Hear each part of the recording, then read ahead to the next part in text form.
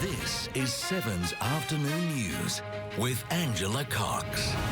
Good afternoon. Homes and a school have been evacuated in an emergency south of Sydney. A dam wall has started to give way with fears it will collapse, sending a wall of water into the path of a village. We'll go there live in just a moment. Also, incredible pictures of the intense weather system that's caused flash flooding mayhem along the east coast. The Australian share market has staged a remarkable recovery, defying the predictions of finance experts. Plus, a teenager held behind bars for months set free after police drop a major terrorism charge against him. Angela, thank you. In sport, a new coach for Carlton in the AFL. Also, the reigning NRL premiers without their star in the run to the finals. Darren Lehmann's blunt message to Shane Warne. And Nick Kyrgios put on notice by the ATP, but is the penalty enough? Sarah. Jimmy, thank you. On the wild weather front in New South Wales, just how long will the damaging winds and flooding rain last? All the details in just a few minutes.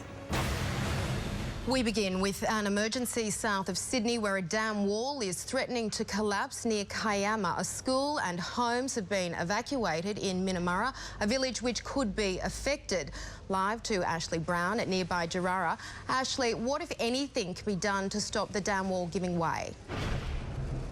Well, Ange, with this rain continuing to fall, there is nothing that can be done to stop that dam wall, Jarrara dam wall, from collapsing. It was decommissioned in 2013 and was almost empty, but with this latest deluge that's hit the south coast in the last 24 hours, it is now overflowing. A red alert was issued this morning and 10 properties in low-lying areas in Jarrara have been ordered to evacuate. A number of farmers, many dairy farmers, were flat out today, moving their livestock, moving horses, moving cattle to higher ground. I spoke to one farmer who says that he's received 312 millimetres of rain since midday yesterday.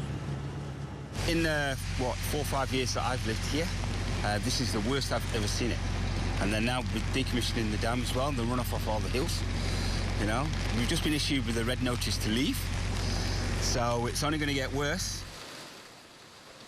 The Bureau says the low pressure system that's hanging around here and that's bringing heavy rain and strong winds, wind gusts of up to 90 kilometres an hour, that isn't going anywhere, and in fact it is expected to intensify tonight. The constant message that we're hearing from the SES is for drivers and to anyone who is out and about is to not enter those flood waters. Simply, it's not worth it to risk your life or of those who will go in there to save you. Ange.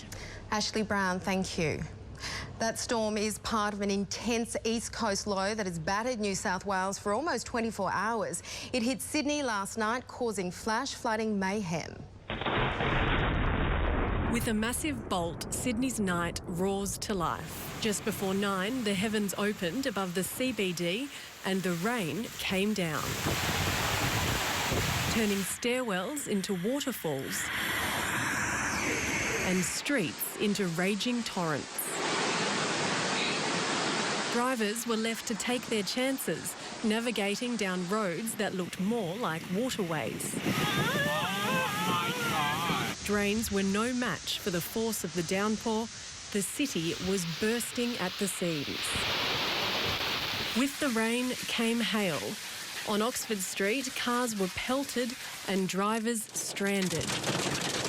The storm had already turned Katoomba in the Blue Mountains white and was now bringing hail the size of golf balls to the Upper Hunter.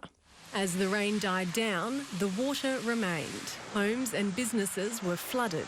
The SES answered nearly 600 calls for help, clearing roads that had become littered with trees and debris. Among those needing assistance, 34 people who had become stranded in floodwaters. I just can't emphasise enough how risky a proposition it is for people to drive into floodwater. This morning in the Illawarra, drivers were still being caught out. I didn't notice the wave is very big, and then after that, that's bring back like that. I can't handle my steering. Back in Sydney, daylight revealed the extent of the damage and the massive task of mopping up. The water coming, flooding the floor everywhere. Residents in the state's west are also counting the cost after a mini tornado ripped through Dubbo, damaging homes. It just ripped their shed up and everything. Was terrifying. Everyone's just shocked that it happened in Dubbo. The storm cell is now moving south as the Illawarra and South Coast prepare for more rain. Melissa Hunt, 7 News. Sarah Cumming joins us now. And Sarah, there were warnings this morning of more to come. Is there much left in the storm system? And good afternoon. Well, this deluge is a once-in-20-year event, and the East Coast low is still packing a punch this afternoon.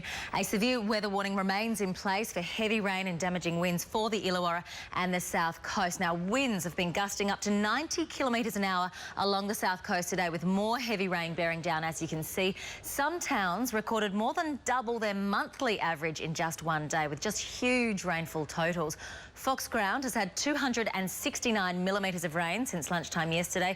Tomarong a whopping 311 millimetres, just huge. And Lake Conjola, 256 millimetres of rain. The wild weather has also dumped very heavy snow in the Alps across New South Wales and Victoria today. Up to 30 centimetres of fresh powder covered some resorts, and there is more forecast this week. The ski season is expected to last until the October long weekend. Now, for Sydney, the worst of the wild weather is over. The South Coast is still getting hammered, but later tonight, as we can see, the East Coast low should gradually weaken and begin to move away from the coast, with the strong winds and rain easing, though it will still generate cooler southerlies and a few showers. Tomorrow's forecast coming up a little later. Ange? Thanks, Sarah. Going against the expectations of financial analysts, the Australian share market has today made a remarkable recovery. Before the opening of trade, another $60 billion was expected to be wiped off the value of our top companies. But after an initial fall, buyers returned to the market, ploughing back half of yesterday's losses. It was expected to be a bad day on the Australian share market.